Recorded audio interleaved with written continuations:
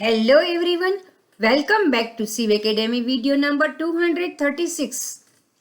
CBSE class 12 accountancy. Current हमारा chapter है chapter number 5 admission of A partner part 9, जिसका हमारा आज का टॉपिक है एक्यूमुलेटेड प्रॉफिट रिजर्व्स। हर पार्टनरशिप फर्म में या किसी भी बिजनेस में ईयर के आखिर में जितना भी प्रॉफिट होता है उन सभी प्रॉफिट का डिस्ट्रीब्यूशन नहीं होता। अलग अलग तरह के रिजर्व्स हर एक बिजनेस में रखा जाता है, क्योंकि बिजनेस में कई बार ऐसी सिचुएशंस आती है जब हमें उन रिजर्व प्रॉफिट्स का, उन एक्यूमुलेटेड प्रॉफिट का यूज करना होता है। पार्टनरशिप फर्म में या तो बड़ी बड़ी कंपनीज में अलग अलग तरह के रिजर्व्स रखे जाते हैं, जैसे कि workman compensation reserve, investment fluctuation reserve. तो जब भी वर्कमैन रिलेटेड कोई भी सिचुएशन आती है, किसी भी वर्कमैन को इंजरी या डेथ की सिचुएशन में क्लेम होता है, तब हमारी फर्म में से या तो हमारी कंपनी में से उन लॉसेस को सेटअप करने के लिए, बैलेंस करने के लिए उस रिजर्व का, उस एक्यूमुलेटेड फंड का यूज किया जाता है।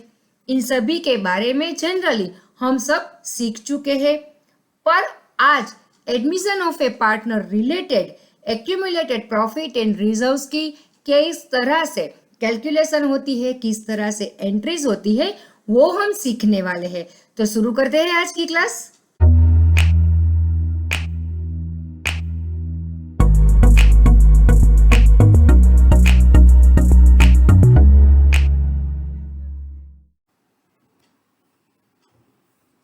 What is workman compensation reserve? Workman compensation reserve is a reserve created out of firm's profit to meet possible liability to pay compensation to employees. Partnership firm में, business में, company में जो भी हमारे एम्प्लॉयज होते हैं, किसी भी कारणवश उनके एक्सीडेंट्स, उनके डेथ या किसी भी तरह के कंपेंसेशन के लिए क्लेम्स आते हैं, तो उन लायबिलिटी को मीट करने के लिए, उन लायबिलिटी को कंप्लीट करने के लिए यहाँ पे एक रिजर्व रखा जाता है, जिसे हम वर्कमैन कंपेंसेशन रिजर्व कहते हैं। ए क्लेम मे और मे नॉट अराइज, यस, ये उसकी पॉसिबिलिटी, चांस बताता है। जरूरी नहीं है कि होगा ही, कंपेंसेशन के रिलेटेड क्लेम होगा ये जरूरी नहीं है, वो अराइज भी हो सकता है, नहीं भी हो सकता। It also means that claim में be higher than amount of reserve, yes, ये किसी भी सिचुएशन के ऊपर डिपेंड करता है कि हमारा जो एम्प्लॉय है, वर्कमैन है, वो कितने अमाउंट के कंपेंसेशन के लिए कंपनी को या बिजनेस को क्लेम करता है। तो हमने जो रिजर्व रखा है वो सिर्फ एक एस्टिमेट है। इसका मतलब कि कंपेंसेशन के क्लेम की अमाउंट हायर या लोअर भी हो सकती है। The treatment of workman compensation reserve represented by compensation payable to workers is an external liability. हर एक बिजनेस में दो तरह की लायबिलिटीज होती है, एक्सटर्नल एंड इंटरनल। तो यहाँ पे ये एक एक्सटर्नल लायबिलिटी है। And the balance of amount left if any is an internal liability payable to partners. क्यों? क्योंकि वर्कमैन कंपेंसेशन रिजर्व जो रखा जाता है वो पार्टनरशिप फर्म के प्रॉफिट में से ही थोड़ी अमाउंट रिजर्व के तौर पर रखी जाती है। अगर हमारा जो क्लेम है वो कंपेंसेशन रिजर्व की अमाउंट से कम है, यानी कि कंपेंसेशन रिजर्व में थोड़ी अमाउंट लेफ्ट हो जाती है, बच जाती है, तो वो अमाउंट पार्टनर को पे की जाती है, यानी कि वो एक इंटरनल लायबिलिटी बन जाती है। अब अलग अलग सिचुएशन को देखकर इस बात को हम समझते हैं। If no liability or claim exists against workman compensation reserve, अगर ये जो हमने वर्कमैन कंपेंसेशन रिजर्व रखा है उसके रिलेटेड किसी भी तरह की लायबिलिटी या तो क्लेम सारे ईयर के ड्यूरिंग होता ही नहीं है, मतलब किसी भी तरह का क्लेम नहीं होता है, तो उस अमाउंट का क्या करना है देखते हैं। तो अब ये वर्कमैन कंपेंसेशन रिजर्व के अकाउंट में जो भी अमाउंट है उसे हम डेबिट करेंगे और ओल्ड पार्टनर्स के कैपिटल या तो करंट अकाउंट में उनके ओल्ड रेशियो के मुताबिक हम ट्रांसफर करेंगे। समझते हैं इस बात को। अगर हमारा कंपेंसेशन रिजर्व की अमाउंट 10,000 है और वो ऐसे ही पड़ी है, किसी भी तरह का क्लेम नहीं हुआ है, तो फिर अगर हमारे दो partners A and B equal ratio में प्रॉफिट शेयरिंग करते हैं, तो अब ये 10,000 इन दोनों के बीच हम 5,000 करके उनके अकाउंट में क्रेडिट कर देंगे।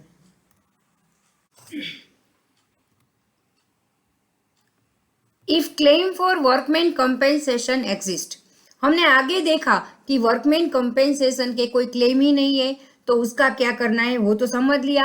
अब अगर क्लेम है तो क्या करना है, देखिए वर्कमैन कंपेंसेशन रिजर्व के रिलेटेड जो भी क्लेम है वहां पे 3 पॉसिबल सिचुएशंस एराइज हो सकती है। एक तो होता है लोअर अमाउंट, एक होता है इक्वल अमाउंट और एक होता है हायर अमाउंट। देखते हैं हम हर एक सिचुएशन को one by one. The amount of estimated claim is transferred to provision for workman compensation claim amount. जो भी क्लेम की अमाउंट है उसे हमें यहाँ पे डालना है और बाकी की जो बच गई मतलब जो प्लस अमाउंट है उसे हमें करना है credit to old partners in their old profit sharing ratio. तो यहाँ पे जर्नल एंट्री बनती है workman compensation reserve account debit to provision for workman compensation claim account debit to old partners capital या तो करंट अकाउंट क्रेडिट। जो भी हमारी रिजर्व की अमाउंट एक्सेस है वो हम यहाँ पे लिखेंगे, जो क्लेम है उसे हम यहाँ पे लिखेंगे और उन एक्सेस मतलब कि यहाँ पे जो अमाउंट है वो हम पार्टनर के बीच में ट्रांसफर करेंगे। जैसे कि अगर हम एग्जाम्पल के तौर पर ऐसा समझे कि वर्कमैन कंपेंसेशन का क्लेम है हमारा 10,000, रिजर्व हमारा था 20,000, इसका मतलब अभी रिजर्व में 10,000 बचा है, तो अब हम इस 10,000 को यहाँ पर पार्टनर का जो भी कैपिटल अकाउंट है वहां पर उसके ओल्ड प्रॉफिट रेशियो में हम ट्रांसफर कर देंगे। इसके बाद बारी है if the claim is equal to the workman compensation reserve. अगर क्लेम इक्वल है तो फिर workman compensation reserve account debit to provision for workman compensation claim account credit. यहाँ पे एक ही सिंपल एंट्री आएगी और कुछ हमें सोचना नहीं पड़ेगा। उसके बाद if the claim is higher, अब वर्कमैन कंपेंसेशन रिजर्व की जो अमाउंट है उससे भी क्लेम हायर है। हमने देखा कि रिजर्व की अमाउंट 20,000 है, ये हमने एग्जाम्पल के तौर पर एक अमाउंट ली है, और अगर हमारा क्लेम 30,000 है तो फिर यहाँ पे जो लिखा है शॉर्टेज, तो हमारी शॉर्टेज हो गई 10,000, उसे हमें ले जाना है रिवैल्यूएशन अकाउंट में। देखते हैं यहाँ पे journal entry workman compensation reserve account debit revaluation account debit to provision for workman compensation claim account. Workman नामा जो कंपेंसेशन था वो था हमारा 30,000, रिवैल्यूएशन अकाउंट में हमारा डेबिट हुआ 10,000, रिजर्व का हमारा जो क्रेडिट पड़ा था उसको हमने डेबिट कर दिया 20,000। अब ये जो रिवैल्यूएशन वाला शॉर्टफॉल है वो फिर से हमें पार्टनर के कैपिटल अकाउंट में डेबिट करना होगा, क्योंकि ये रिवैल्यूएशन अकाउंट का जो भी प्लस माइनस होता है वो अल्टीमेटली तो पार्टनर के कैपिटल अकाउंट में ही होता है। तो old partners capital account debit to revaluation account credit. तो इस तरह से जब क्लेम हायर होता है तो जो भी शॉर्टेज होती है वो पार्टनर्स के ओल्ड पार्टनर्स के कैपिटल अकाउंट में उनके ओल्ड प्रॉफिट शेयरिंग रेशियो में ट्रांसफर होता है। अब इसके रिलेटेड और एक सिचुएशन एराइज होती है, देखते हैं उसको। When partners decide not to close the workman compensation reserve, अगर फर्म में वर्कमैन कंपेंसेशन रिजर्व रखा गया है और पार्टनर्स ऐसा चाहते हैं कि उस रिजर्व को हमें कंटिन्यू करना है, बंद नहीं करना है। जनरली हमने देखा है कि जिस तरह का भी जो भी ओल्ड पार्टनरशिप फर्म में जो भी रिजर्व्स होते हैं वो पार्टनर्स के ओल्ड पार्टनर्स के कैपिटल अकाउंट में उनके ओल्ड प्रॉफिट शेयरिंग रेशियो में क्रेडिट कर दिए जाते हैं। और जब नया पार्टनर आता है मतलब फर्म का रिकॉन्स्टिट्यूशन होता है तब सभी तरह की नई शुरुआत की जाती है। पर यहाँ पे पार्टनर्स डिसाइड करते हैं कि हमें वर्कमैन कंपेंसेशन रिजर्व को क्लोज नहीं करना है, तो क्या करना है?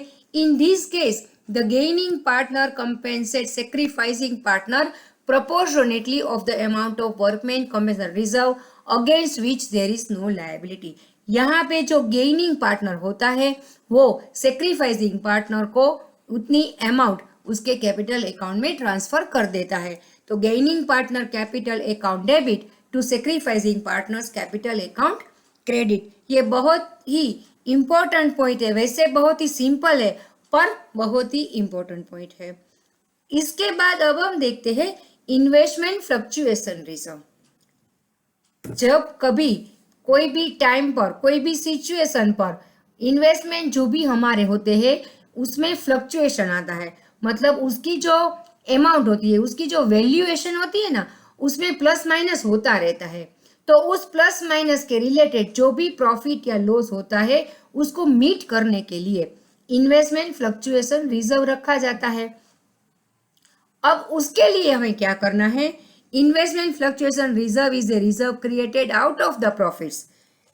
क्योंकि ये वीडियो हमारा आज का है, उसमें हम एक्यूमुलेटेड प्रॉफिट यानी कि रिजर्व की ही बात कर रहे हैं, तो ये भी इन्वेस्टमेंट फ्लक्चुएशन रिजर्व भी one type of accumulated profit है और उसे रखा जाता है क्यों? To meet the fall in the market value of investment. हमने जो भी इन्वेस्टमेंट किया है उसकी मार्केट वैल्यू में फॉल आता है, तो उस सिचुएशन में इस अमाउंट को इस रिजर्व के जरिए हम मीट कर सकते हैं, कॉम्पेंसेट कर सकते हैं। It is credited to adjust the difference between the book value and yes. ये बहुत ही इंपॉर्टेंट पॉइंट है, यहाँ पे हमें दोनों का डिफरेंस जो होता है उसको एडजस्ट करना है। Excess of IFR investment fluctuation reserve को हम शॉर्ट में IFR भी बोल सकते हैं। तो excess of IFR over difference between book value and market value is credited to all partners. हमारा जो रिजर्व है, मार्केट वैल्यू का डिफरेंस मानो कि 10,000 आता है और रिजर्व में हमारे पास 15,000 है, तो 5,000 का ये जो डिफरेंस बच गया वो हम ओल्ड पार्टनर्स में क्रेडिट करेंगे उसके ओल्ड प्रॉफिट शेयरिंग रेशियो में। देखते हैं, if book value and market value same, अगर book value and market value same है तो हमें क्या करना है? The amount of IFR is transfer to old partners capital और current accounts in their old profit sharing ratio. Market value same है, मतलब यहाँ पे कुछ डिफरेंस लेना ही नहीं है। इसका मतलब कि ये जो रिजर्व की अमाउंट है अब हमें ओल्ड पार्टनर्स के कैपिटल अकाउंट में ट्रांसफर कर देनी है। Next, if market value of investment is less than the book value, book value से मार्केट वैल्यू लेस है, in such a case treatment of IFR depends upon the quantum of decrease. They can be 3 possibilities, मतलब decrease के जो quantum है उसके related हमें treatment देनी है। Fall in value is less then IFR, value में जो फॉल हुआ है वो IFR इन्वेस्टमेंट फ्लक्चुएशन रिजर्व से कम है। To the extent to fall in the value is transferred to investment account and the balance is distributed among the old partners in their old profit sharing ratio. Yes, तो यहाँ पे हम लेंगे investment fluctuation reserve account debit to investment account. Investment account में हमें क्या लेना है? Difference book value minus market value to old partners capital account. उसके बाद आता है fall in the value is equal to IFR, जो भी वैल्यू में फॉल है वो रिजर्व के जितना ही है, तो सिर्फ हमें एक ही बात करनी है यहाँ पे, investment fluctuation reserve account debit to investment account credit. Next, fall in the value is more than IFR, जो वैल्यू में फॉल हुआ है वो IFR से भी ज्यादा है। In this situation, the amount of IFR along with the balance amount of fall in the value is transferred to investment account. जो भी वैल्यू में फॉल आया है, जो हमारी रिजर्व से अमाउंट जो ज्यादा है, मतलब जो डिफरेंस वाली अमाउंट है उसे हमें इन्वेस्टमेंट अकाउंट में डालना है। The amount in excess of amount of investment fluctuation reserve is debited to revaluation account. और जो भी हमारा डिफरेंस है, जो एक्सेस अमाउंट है, उसे हमें रिवैल्यूएशन अकाउंट में डालना है. Loss on such revaluation is transferred to old partners capital account in their old profit sharing ratio. जो भी लॉस होता है वो रिवैल्यूएशन अकाउंट में जाता है और वहां से पार्टनर्स के कैपिटल अकाउंट में ट्रांसफर किया जाता है. Investment fluctuation reserve account debit, revaluation account debit to investment account credit. यहाँ पे हम इस तरह से दो पार्ट में डिवाइड कर देंगे. सबसे पहले हम इन्वेस्टमेंट फ्लक्चुएशन अकाउंट को डेबिट करेंगे, मतलब उस रिजर्व वाला अकाउंट. रिवैल्यूएशन का अकाउंट डेबिट करेंगे और जो अमाउंट है उसे हम इन्वेस्टमेंट अकाउंट में डालेंगे. उसके बाद रिवैल्यूएशन, यहाँ पे जो अमाउंट आती है उस अमाउंट को हम पार्टनर के कैपिटल अकाउंट में डेबिट करेंगे और रिवैल्यूएशन अकाउंट को हम क्रेडिट करेंगे. अब where there is an increase in market value of investment, जो भी हमारा इन्वेस्टमेंट की मार्केट वैल्यू है उसमें अगर इंक्रीज आता है तो हमें क्या करना है. In such A situation entire investment fluctuation reserve is distributed to old partners in their old profit sharing ratio and increase in value is credited to revaluation account. Fluctuation reserve की जो भी अमाउंट है उसको हमें old partner के old profit sharing ratio में distribute करनी है और जो वैल्यू में इंक्रीज है उसे हमें डालना है रिवैल्यूएशन अकाउंट में. बाद में तो वो रिवैल्यूएशन अकाउंट में जो भी गेन होगा वो पार्टनर्स के कैपिटल अकाउंट में, ओल्ड पार्टनर्स के कैपिटल अकाउंट में उनके profit sharing, old profit sharing ratio के हिसाब से जाएगा. तो यहाँ पे इन्वेस्टमेंट फ्लक्चुएशन रिजर्व अकाउंट को हम डेबिट करेंगे और पार्टनर्स के कैपिटल, ओल्ड पार्टनर्स के कैपिटल अकाउंट को हम क्रेडिट करेंगे. जितनी हमारी रिजर्व की अमाउंट होगी उतनी अमाउंट ही यहाँ पे आएगी. उसके बाद हम करेंगे इन्वेस्टमेंट अकाउंट को डेबिट और रिवैल्यूएशन अकाउंट को क्रेडिट करेंगे. जितनी भी हमारी वैल्यू में इंक्रीज है उतनी अमाउंट से. और अब ये जो इंक्रीज वाली अमाउंट हमने रिवैल्यूएशन अकाउंट में डाली थी उसको फिर से हम डेबिट करेंगे और ओल्ड पार्टनर्स के कैपिटल में हम उसको ट्रांसफर कर देंगे. सो आज के इस वीडियो में बस इतना ही. हमारे नेक्स्ट वीडियो नंबर 237 जो होगा एडमिशन ऑफ ए पार्टनर का part 10, accumulated profit and reserve के रिलेटेड आज जो हमने थियोरिकल पॉइंट्स को समझे उसके प्रैक्टिकल प्रॉब्लम्स हम अपने नेक्स्ट वीडियो में डिस्कस करेंगे और इस थियोरी को कैसे हम प्रैक्टिकल प्रॉब्लम्स में अप्लाई करते हैं वो हम देखेंगे. So as always stay tuned with Sieve academy. Thank you.